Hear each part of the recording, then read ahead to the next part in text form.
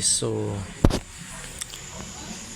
today's video guys, magre-recharge tayo kasi bibili tayo ng duck. So ito yung dito yung duck farm, magbibili tayo ng duck, kaya yun nga, magre-recharge tayo.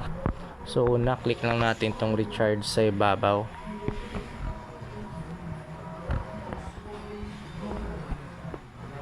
Tapos punta lang tayo dito sa GCash kasi ito yung gagamitin natin para mas mabilis. Magre-recharge tayo ng 3,000. Click natin 300 coins. Pagkatapos madadirect tayo sa GCash account natin. So ito na guys, skip ko lang kasi magpi-payment muna ako sa GCash ha. So andito tayo sa payment ng GCash guys. I-click na natin pay 3,000 or 2.9999.99 PHP. Click na natin to pay.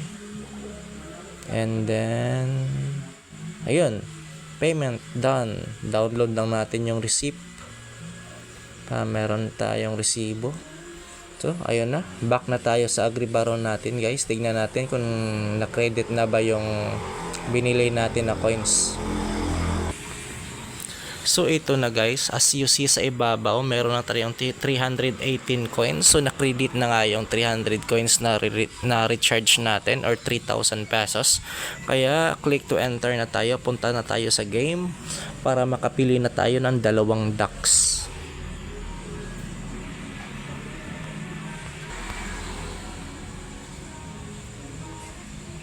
So andito na tayo sa game guys. Wait lang natin kasi medyo loading ng kaunti kasi nandito tayo sa loob ng bahay. Medyo yun nga, mahina yung signal.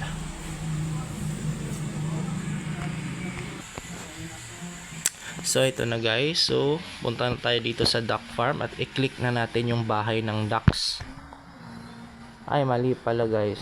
Punta pala tayo dito sa store para bumili muna ng ducks.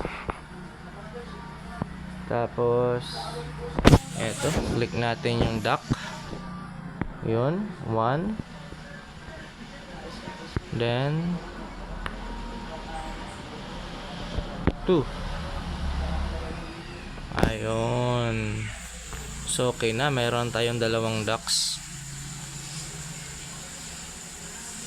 So since may dalawang ducks na tayo, kailangan naman natin ngayon is yung pang feed ng ducks.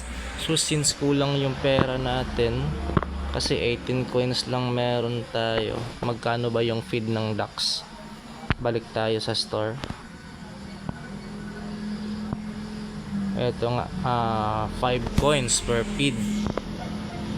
Pwede pala, may 18 coins tayo. So pwede tayo makabili ng feed.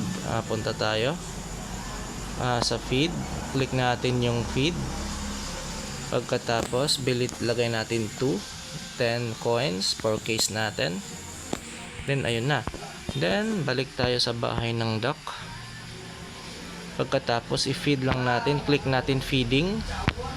Then ayan, feeding na siya guys. Bukas same time, after 24 hours, pwede na natin tong i-harvest yung duck. So ayan guys, next update natin, papakita ko sa inyo yung harvesting ng ducks at saka ng ibang farm ko, chicken, pati yung kaunting apple natin. So ito lang muna for today's update guys. For today's update, nag-recharge tayo ng 3,000 pesos. Bumili tayo ng dalawang duck, tapos finid natin. Then bukas sa harvest natin. Another update, another video na naman tayo bukas. So yun lang muna. So guys, for video continuation, no, mag-withdraw tayo. Papakita natin mag-withdraw. Transfer muna natin yung diamonds to coins. Tapos punta tayo sa withdrawal guys. Then click natin withdraw. Tapos click natin GCash natin. Then lagay natin yung amount ng withdrawal natin. Yan. Pagkatapos natin ilagay guys, pagkatapos na yun nga, withdraw under review na siya sa record. Tapos balikan na lang natin after 15 to 20 minutes skip lang muna natin yung video. Pagkatapos nating balikan after that, tingnan natin kung nag-success na ba yung withdraw natin. So tingnan natin sa record. So ayun na guys, nag-success na yung record natin, withdrawal record natin. Now i-check naman natin sa ating GCash account. And then ito na yung GCash account natin. Ayun nga, nag-success na din siya sa ating GCash account.